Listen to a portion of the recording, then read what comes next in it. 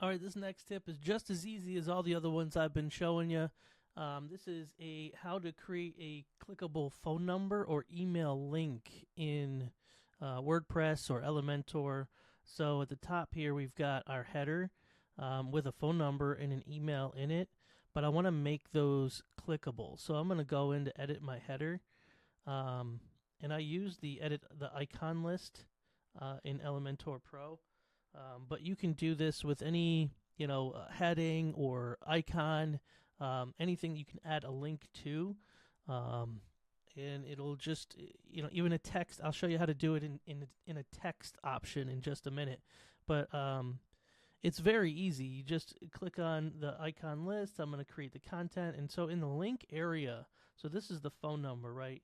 So in the link area, to create the hyperlink, you just type in TEL colon and then the phone number,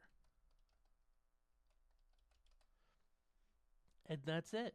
And then for the email, you're going to do mail to colon and then email, and then that hyperlinks each one of those to either email or open and start calling. So I'm going to save that, and then I'm going to go back into my main page area here, and let's say this lorem ipsum text here, we want this, let's say this is our email. We want this to send an email when somebody sends us that. So I'm in the text editor. I'm going to create a link, insert edit link, boom. And all I got to do is type in mail to colon info at website.com. Now, when I apply that, you could actually set up the open link in new tab option, add link. Did it do that? Nope, I'm going to have to redo it. Mail to colon info at website.com. Apply.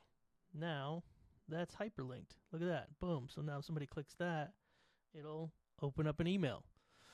So that's how you create a hyperlink with your email or your phone number in your website, whether it's in your menu or in text. So I hope you enjoyed this tip today. If you liked it, like it, comment, let me know what your thoughts are.